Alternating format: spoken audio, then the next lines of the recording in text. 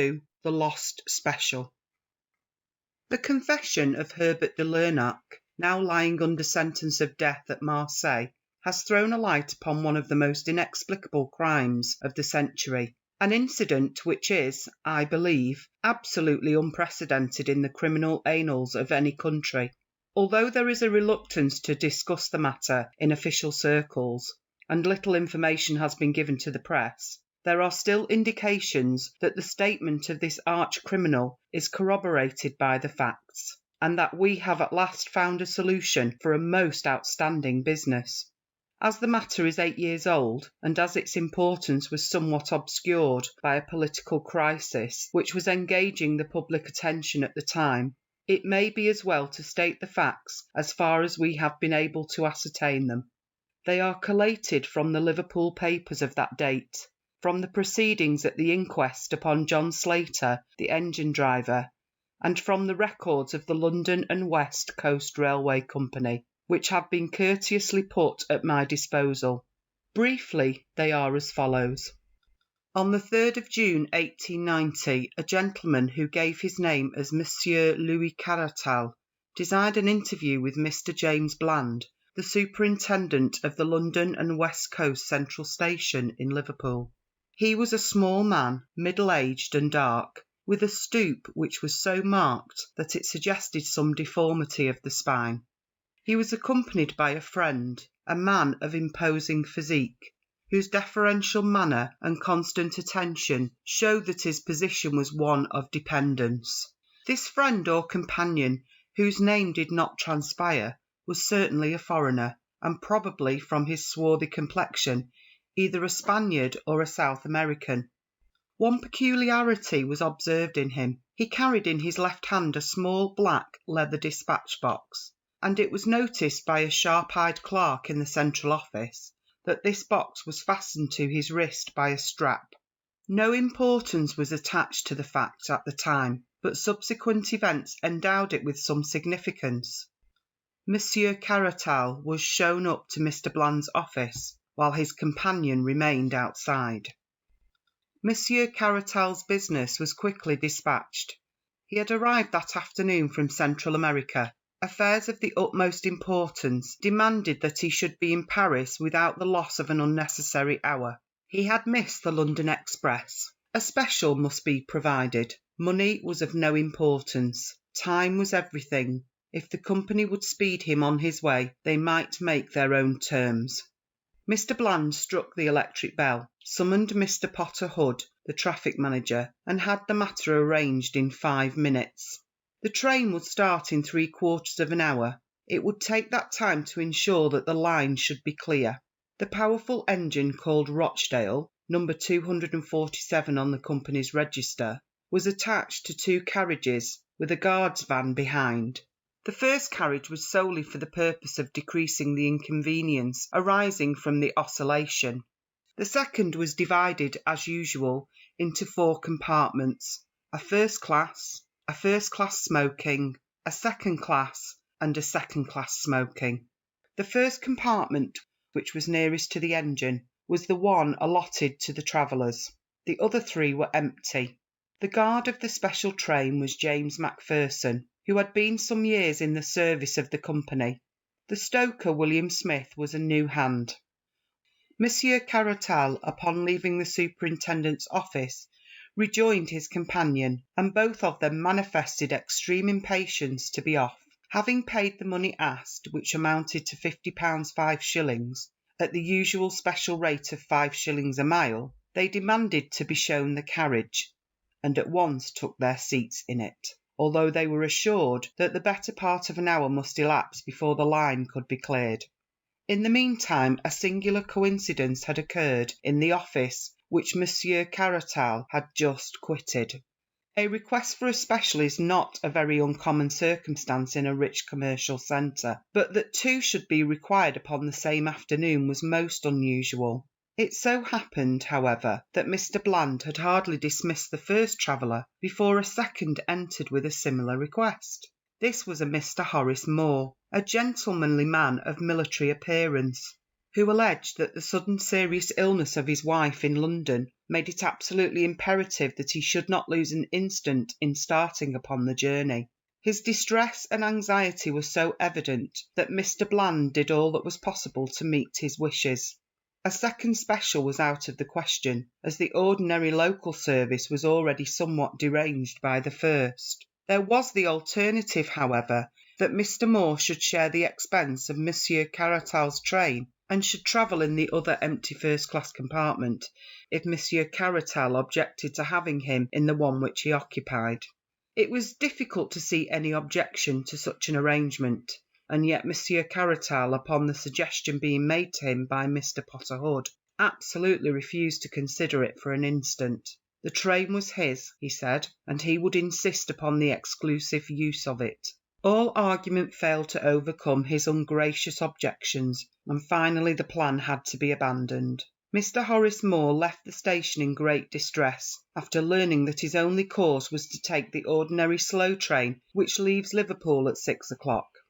At 4:31 exactly, by the station clock, the special train, containing the crippled Monsieur Caratal and his gigantic companion, steamed out of the Liverpool station.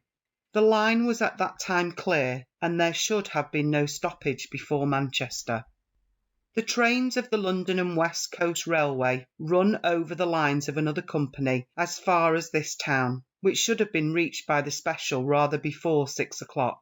At 6:15, considerable surprise and some consternation were caused amongst the officials at Liverpool by the receipt of a telegram from Manchester to say that it had not yet arrived. An inquiry directed to St. Helens, which is a third of the way between the two cities, elicited the following reply.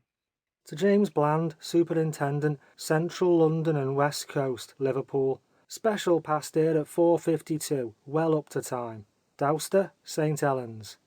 This telegram was received at 6:40. At 6:50, a second message was received from Manchester. No sign of special as advised by you. And then 10 minutes later a third, more bewildering. Presume some mistake as to proposed running of special.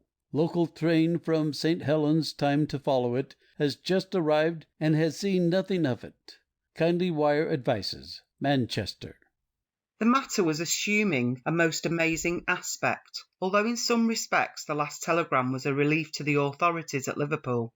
If an accident had occurred to the special, it seemed hardly possible that the local train could have passed down the same line without observing it. And yet, what was the alternative? Where could the train be? Had it possibly been sidetracked for some reason in order to allow the slower train to go past? Such an explanation was possible if some small repair had to be effected.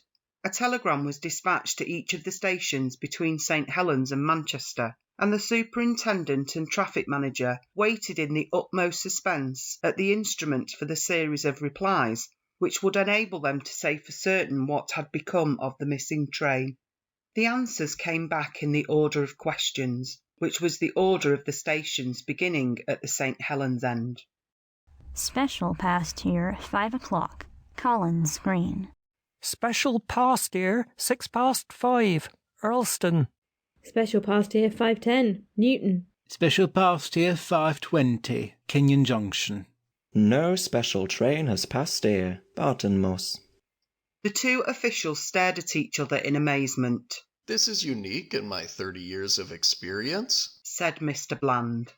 Absolutely unprecedented and inexplicable, sir. The special has gone wrong between Kenyon Junction and Barton Moss. And yet there is no siding, so far as my memory serves me, between the two stations. The special must have run off the metals. But how could the 4:50 Parliamentary pass over the same line without observing it?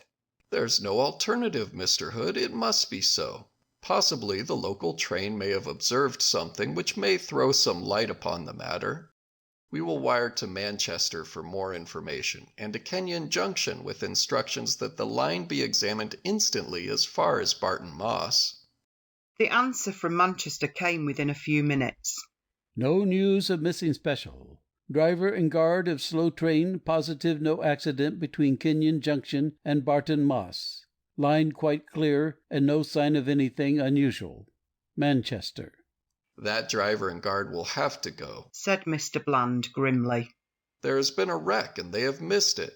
The special has obviously run off the metals without disturbing the line. How it could have done so passes my comprehension, but so it must be, and we shall have a wire from Kenyon or Barton Moss presently to say that they have found her at the bottom of an embankment." But Mr. Bland's prophecy was not destined to be fulfilled. Half an hour passed, and then there arrived the following message from the station master of Kenyon Junction. There are no traces of the missing special. It is quite certain that she passed here, and that she did not arrive at Barton Moss. We have detached engine from goods train, and I have myself written down the line, that all is clear, and there is no sign of any accident. Mr. Bland tore his hair in his perplexity. "This is rank lunacy, Hood," he cried. "Does a train vanish into thin air in England in broad daylight? The thing is preposterous. An engine, a tender, 2 carriages, a van, 5 human beings, and all lost on a straight line of railway. Unless we get something positive within the next hour, I'll take Inspector Collins and go down myself." And then at last something positive did occur. It took the shape of another telegram from Kenyon Junction. Regret to report that the dead body of John Slater, driver of the special train, has just been found among the gorse bushes at a point 2¼ miles from the junction. Had fallen from his engine, pitched down the embankment, and rolled among the bushes. Injuries to his head from the fall appear to be cause of death. Ground has now been carefully examined, and there is no trace of the missing train. The country was, as had already been stated, in the throes of a political crisis, and the attention of the public was further distracted by the important and sensational developments in Paris, where a huge scandal threatened to destroy the government and to wreck the reputations of many of the leading men in France. The papers were full of these events, and the singular disappearance of the special train attracted less attention than would have been the case in more peaceful times. The grotesque nature of the event helped to detract from its importance, for the papers were disinclined to believe the facts as reported to them. More than one of the London journals treated the matter as an ingenious hoax, until the coroner's inquest upon the unfortunate driver, an inquest which elicited nothing of importance, convinced them of the tragedy of the incident. Mr. Bland, accompanied by Inspector Collins, the senior detective officer in the service of the company, went down to Kenyon Junction the same evening, and their research lasted throughout the following day, but was attended with purely negative results. Not only was no trace found of the missing train, but no conjecture could be put forward which could possibly explain the facts. At the same time, Inspector Collins' official report, which lies before me as I write, served to show that the possibilities were more numerous than might have been expected. "In the stretch of railway between these 2 points," said he, "the country is dotted with ironworks and collieries. Of these, some are being worked and some have been abandoned. There are no fewer than 12 which have small gauge lines which run trolley cars down to the main line. These can, of course, be disregarded. Besides these, however, there are 7 which have or have had proper lines running down and connecting with points to the main line, so as to convey their produce from the mouth of the mine to the great centres of distribution. In every case, these lines are only a few miles in length. Out of the 7, 4 belong to collieries which are worked out, or at least to shafts which are no longer used. These are the Red Gauntlet, Hero, Slough of Despond, and Heart's Ease mines, the latter having 10 years ago been one of the principal mines in Lancashire. These 4 sidelines may be eliminated from our inquiry, for, to prevent possible accidents, the rails nearest to the main line have been taken up, and there is no longer any connection. There remain 3 other sidelines leading A. to the Carnstock Ironworks, B. to the Big Ben Colliery, C. to the Perseverance Colliery. Of these, the Big Ben line is not more than 1/4 of a mile long and ends at a dead wall of coal waiting removal from the mouth of the mine. Nothing had been seen or heard there of any special. The Camstock Ironworks line was blocked all day upon the 3rd of June by 16 truckloads of hematite. It is a single line, and nothing could have passed. As to the Perseverance line, it is a large double line, which does a considerable traffic, for the output of the mine is very large. On the 3rd of June this traffic proceeded as usual. Hundreds of men, including a gang of railway plate layers, were working along the 2 miles and 1/4 which constitute the total length of the line, and it is inconceivable that an unexpected train could have come down there without attracting universal attention. It may be remarked in conclusion that this branch line is nearer to St. Helens than the point at which the engine driver was discovered, so that we have every reason to believe that the train was past that point before misfortune overtook her. As to John Slater, there is no clue to be gathered from his appearance or injuries. We can only say that, so far as we can see, he met his end by falling off his engine, though why he fell or what became of the engine after his fall is a question upon which I do not feel qualified to offer an opinion. In conclusion, the inspector offered his resignation to the board, being much nettled by an accusation of incompetence in the London papers. A month elapsed, during which both the police and the company prosecuted their inquiries without the slightest success. A reward was offered and a pardon promised in case of crime, but they were both unclaimed. Every day the public opened their papers with the conviction that so grotesque a mystery would at last be solved, but week after week passed by, and a solution remained as far off as ever. In broad daylight upon a June afternoon, in the most thickly inhabited portion of England, a train with its occupants had disappeared as completely as if some master of subtle chemistry had volatilized it into gas. Indeed, among the various conjectures which were put forward in the public press, there were some which seriously asserted that supernatural, or at least preternatural agencies had been at work, and that the deformed Monsieur Caratal was probably a person who was better known under a less polite name.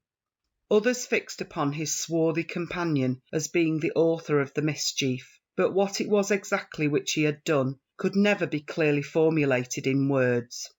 Amongst the many suggestions put forward by various newspapers or private individuals, there were 1 or 2 which were feasible enough to attract the attention of the public. One which appeared in the Times, over the signature of an amateur reasoner of some celebrity at that date, attempted to deal with the matter in a critical and semi-scientific manner. An extract must suffice, although the curious can see the whole letter in the issue of the 3rd of July.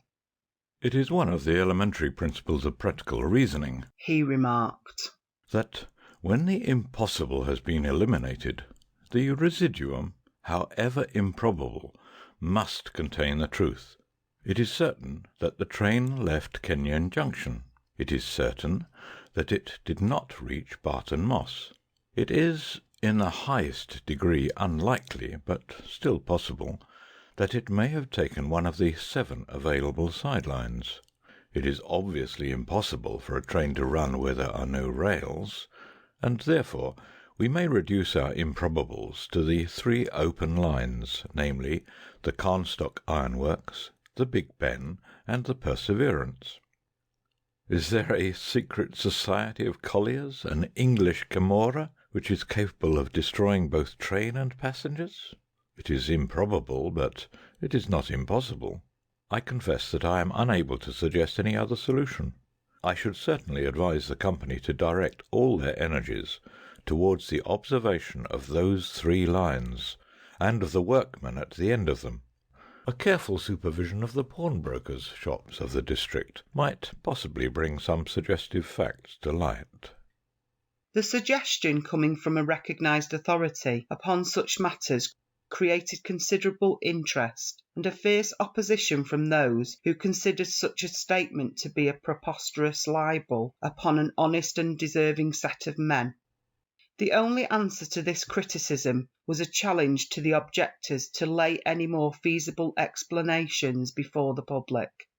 In reply to this, 2 others were forthcoming. Times, July 7th and 9th. The first suggested that the train might have run off the metals and be lying submerged in the Lancashire and Staffordshire Canal, which runs parallel to the railway for some hundred of yards. This suggestion was thrown out of court by the published depth of the canal, which was entirely insufficient to conceal so large an object. The second correspondent wrote, calling attention to the bag, which appeared to be the sole luggage which the travellers had brought with them, and suggesting that some novel explosive of immense and pulverizing power might have been concealed in it. The obvious absurdity, however, of supposing that the whole train might be blown to dust, while the metals remained uninjured, reduced any such explanation to a farce. The investigation had drifted into this hopeless position when a new and most unexpected incident occurred. This was nothing less than the receipt by Mrs. Macpherson of a letter from her husband, James Macpherson, who had been the guard on the missing train. The letter, which was dated July 5th, 1890, was posted from New York and came to hand upon July the 14th. Some doubts were expressed as to its genuine character, but Mrs. Macpherson was positive as to the writing, and the fact that it contained a remittance of $100 in $5 notes was enough in itself to discount the idea of a hoax. No address was given in the letter, which ran in this way. My dear wife, I have been thinking a great deal, and I find it very hard to give you up. The same with Lizzie. I try to fight against it, but it will always come back to me. I send you some money which will change into 20 English pounds. This should be enough to bring both Lizzie and you across the Atlantic, and you will find the Hamburg boats, which stop at Southampton, very good boats, and cheaper than Liverpool. If you could come here and stop at the Johnston House, I would try and send you word how to meet. But things are very difficult with me at present, and I am not very happy, finding it hard to give you both up. So no more at present. From your loving husband, James Macpherson. For a time it was confidently anticipated that this letter would lead to the clearing up of the whole matter, the more so as it was ascertained that a passenger who bore a close resemblance to the missing guard had travelled from Southampton under the name of Summers in the Hamburg and New York liner Vistula, which started upon the 7th of June. Mrs. Macpherson and her sister Lizzie Dalton went across to New York as directed, and stayed for 3 weeks at the Johnston House, without hearing anything from the missing man. It is probable that some injudicious comments in the press may have warned him that the police were using them as a bait. However this may be, it is certain that he neither wrote nor came, and the women were eventually compelled to return to Liverpool. And so the matter stood, and has continued to stand up to the present year of 1898. Incredible as it may seem, nothing has transpired during these 8 years which has shed the least light upon the extraordinary disappearance of the special train which contained Monsieur Caratal and his companion. Careful inquiries into the antecedents of the 2 travellers have only established the fact that Monsieur Caratal was well known as a financier and political agent in Central America, and that during his voyage to Europe he had betrayed extraordinary anxiety to reach Paris. His companion, whose name was entered upon the passenger list as Eduardo Gomez, was a man whose record was a violent one, and whose reputation was that of a bravo and a bully. There was evidence to show, however, that he was honestly devoted to the interests of Monsieur Caratal, and that the latter, being a man of puny physique, employed the other as a guard and protector. It may be added that no information came from Paris as to what the objects of Monsieur Caratal's hurried journey may have been. This comprises all the facts of the case up to the publication in the Marseille papers of the recent confession of Herbert de Lernac, now under sentence of death for the murder of a merchant named Bonvalot. This statement may be literally translated as follows. It is not out of mere pride or boasting that I give this information, for as that were my object I could tell a dozen actions of mine which are quite as splendid. But I do it in order that certain gentlemen in Paris may understand that I, who am able here to tell about the fate of Monsieur Caratal, can also tell in whose interest and at whose request the deed was done, unless a reprieve which I am awaiting comes to me very quickly. Take warning, messieurs, before it is too late. You know Herbert de Lernac, and you are aware that his deeds are as ready as his words. Hasten then, or you are lost. At present I shall mention no names. If you only heard the names, what would you not think? But I shall merely tell you how cleverly I did it. I was true to my employers then, and no doubt they will be true to me now. I hope so, and until I am convinced that they have betrayed me, these names, which would convulse Europe, shall not be divulged. But on that day, well, I say no more.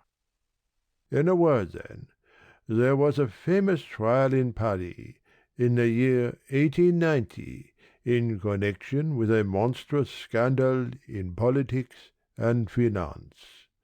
How monstrous that scandal was can never be known save by such confidential agents as myself. The honour and careers of many of the chief men in France were at stake. You have seen a group of ninepins standing, all so rigid and prim and unbending. Then there comes the ball from far away, and pop, pop, pop, there are your ninepins on the floor. Well, imagine some of the greatest men in France as these ninepins, and then this Monsieur Caratal was the ball, which could be seen coming from far away. If he arrived, then it was pop, pop, pop, for all of them. It was determined that he should not arrive. I do not accuse them all of being conscious of what was to happen. There were, as I have said, great financial as well as political interests at stake, and a syndicate was formed to manage the business. Some subscribed to the syndicate, who hardly understood what were its objects, but others understood very well, and they can rely upon it that I have not forgotten their names. They had ample warning that Monsieur Caratal was coming long before he left South America, and they knew that the evidence which he held would certainly mean ruin to all of them. The syndicate had the command of an unlimited amount of money, absolutely unlimited, you understand. They looked round for an agent who was capable of wielding this gigantic power. The man chosen must be inventive, resolute, adaptive, a man in a million. They chose Herbert de Lernac, and I admit that they were right. My duties were to choose my subordinates, to use freely the power which money gives, and to make certain that Monsieur Caratal should never arrive in Paris. With characteristic energy I set about my commission within an hour of receiving my instructions, and the steps which I took were the very best for the purpose which could possibly be devised. A man whom I could trust was dispatched instantly to South America to travel home with Monsieur Caratal. Had he arrived in time, the ship would never have reached Liverpool. But, alas! It had already started before my agent could reach it. I fitted out a small armed brig to intercept it, but again I was unfortunate. Like all great organizers, I was, however, prepared for failure, and had a series of alternatives prepared, one or the other of which must succeed. You must not underrate the difficulties of my undertaking, or imagine that a mere commonplace assassination would meet the case. We must destroy not only Monsieur Caratal, but Monsieur Caratal's documents, and Monsieur Caratal's companions also, if we had reason to believe that he had communicated his secrets to them. And you must remember that they were on the alert, and keenly suspicious of any such attempt. It was a task which was in every way worthy of me, for I am always most masterful where another would be appalled. I was all ready for Monsieur Caratal's reception in Liverpool, and I was the more eager because I had reason to believe that he had made arrangements by which he would have a considerable guard from the moment that he arrived in London. Anything which was to be done must be done between the moment of his setting foot upon the Liverpool quay and that of his arrival at the London and West Coast terminus in London. We prepared 6 plans, each more elaborate than the last. Which plan would be used would depend on his own movements. Do what he would, we were ready for him. If he had stayed in Liverpool, we were ready. If he took an ordinary train, an express, or a special, all was ready. Everything had been foreseen and provided for. You may imagine that I could not do all this myself. What would I know of the English railway lines? But money can procure willing agents all the world over, and I soon had one of the acutest brains in England to assist me. I will mention no names, but it would be unjust to claim all the credit for myself. My English ally was worthy of such an alliance. He knew the London and West Coast line thoroughly, and he had the command of a band of workers who were trustworthy and intelligent. The idea was his, and my own judgment was only required in the details. We brought over several officials, amongst whom the most important was James Macpherson, whom we had ascertained to be the guard most likely to be employed upon a special train. Smith, the stoker, was also in our employ. John Slater, the engine-driver, had been approached, but had been found to be obstinate and dangerous, so we desisted.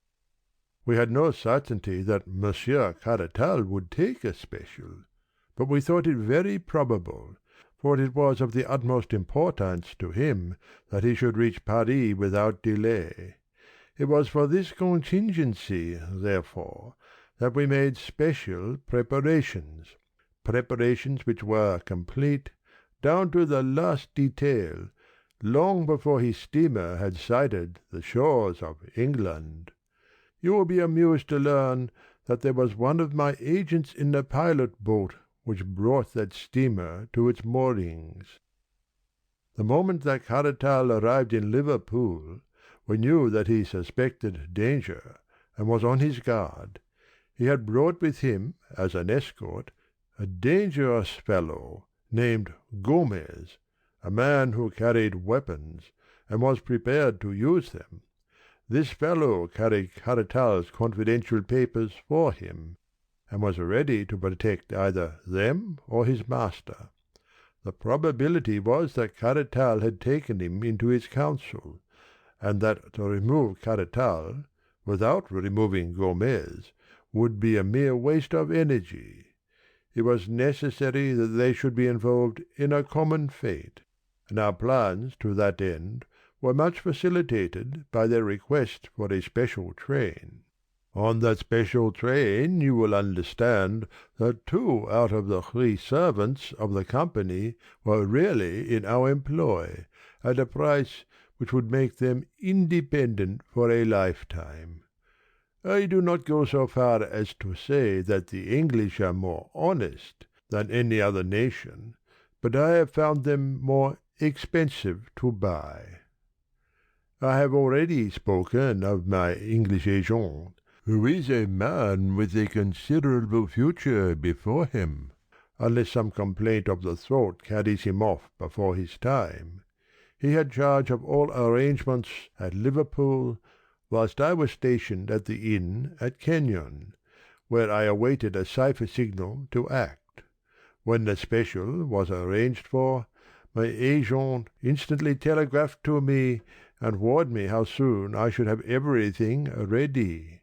He himself, under the name of Horace Moore, applied immediately for a special also, in the hope that he would be sent down with Monsieur Caratal, which might, under certain circumstances, have been helpful to us. If, for example, our great coup had failed, it would then have become the duty of my agent to have shot them both and destroyed their papers. Caratal was on his guard, however, and refused to admit any other traveller.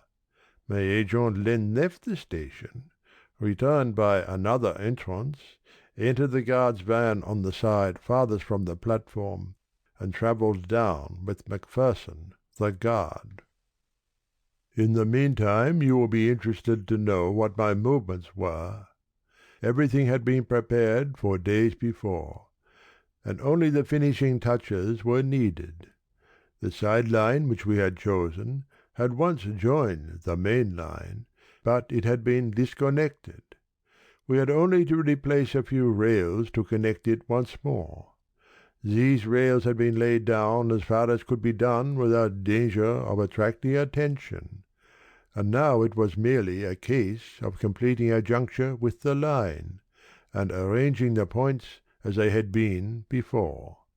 The sleepers had never been removed, and the rails, fish-plates, and rivets were all ready, for we had taken them from a siding on the abandoned portion of the line.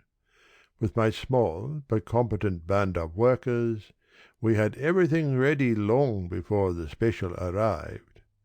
When it did arrive, it ran off upon the small side line so easily that the jolting of the points appears to have been entirely unnoticed by the 2 travellers. Our plan had been that Smith, the stoker, should chloroform John Slater, the driver, so that he should vanish with the others. In this respect, and in this respect only, our plans miscarried. I accept the criminal folly of Macpherson in writing home to his wife. Our stoker did his business so clumsily that Slater, in his struggles, fell off the engine, and though fortune was with us, so far that he broke his neck in the fall, still he remained as a blot upon that which would otherwise have been one of those complete masterpieces which are only to be contemplated in silent admiration. The criminal expert will find in John Slater the one flaw in all our admirable combinations.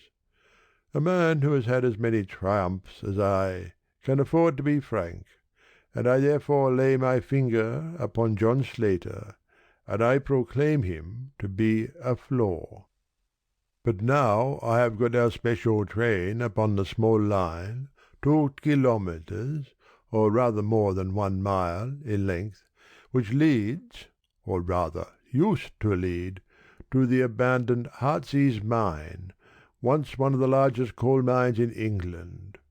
You will ask how it is that no one saw the train upon this unused line. I answer that along its entire length it runs through a deep cutting, and that unless someone had been on the edge of that cutting, he could not have seen it. There was someone on the edge of that cutting. I was there. And now I will tell you what I saw. My assistant had remained at the points in order that he might superintend the switching off of the train. He had 4 armed men with him, so that if the train ran off the line, we thought it probable, because the points were very rusty, we might still have resources to fall back upon. Having once seen it safely on the side line, he handed over the responsibility to me. I was waiting at a point which overlooks the mouth of the mine, and I was also armed, as were my 2 companions. Come what might, you see, I was always ready. The moment that the train was fairly on the side line, Smith, the stoker, slowed down the engine, and then, having turned it on to the fullest speed again, he and Macpherson, with my English lieutenant, sprang off before it was too late. It may be that it was this slowing down which first attracted the attention of the travellers, but the train was running at full speed again before their heads appeared at the open window. It makes me smile to think how bewildered they must have been. Picture to yourself your own feelings if, on looking out of your luxurious carriage, you suddenly perceive that the lines upon which you ran were rusted and corroded, red and yellow with disuse and decay. What a catch must have come in their breath, as in a second it flashed upon them that it was not Manchester, but death, which was waiting for them at the end of that sinister line. For the train was running with frantic speed, rolling and rocking over the rotten line, while the wheels made a frightful screaming sound upon the rusted surface. I was close to them, and could see their faces. Caratal was praying, I think. There was something like a rosary dangling out of his hand. The other roared like a bull who smells the blood of the slaughter-house. He saw us standing on the bank, and he beckoned to us like a madman. Then he tore at his wrist and threw his dispatch-box out of the window in our direction. Of course, his meaning was obvious. Here was the evidence, and they would promise to be silent if their lives were spared. It would have been very agreeable if we could have done so, but business is business. Besides, the train was now as much beyond our controls as theirs. He ceased howling when the train rattled round the curve, and they saw the black mouth of the mine yawning before them. We had removed the boards which had covered it, and we had cleared the square entrance. The rails had formerly run very close to the shaft for the convenience of loading the coal, and we had only to add 2 or 3 lengths of rail in order to lead to the very brink of the shaft. In fact, as the length would not quite fit, our line projected about 3 feet over the edge. We saw the 2 heads at the window, Caratal below, Gomez above, but they had both been struck silent by what they saw. And yet they could not withdraw their heads. The sight seemed to have paralyzed them. I had wondered how the train, running at a great speed, would take the pit into which I had guided it, and I was much interested in watching it. One of my colleagues thought that it would actually jump it, and indeed it was not very far from doing so. Fortunately, however, it fell short, and the buffers of the engine struck the other lip of the shaft with a tremendous crash. The funnel flew off into the air. The tender, carriages, and van were all smashed into one jumble, which, with the remains of the engine, choked for a minute or so the mouth of the pit. Then something gave way in the middle, and the whole mass of green iron, smoking coals, brass fittings, wheels, woodwork, and cushions all crumbled together, and crashed down into the mine. We heard the rattle, rattle, rattle, as the debris struck against the walls, and then, quite a long time afterwards, there came a deep roar as the remains of the train struck the bottom.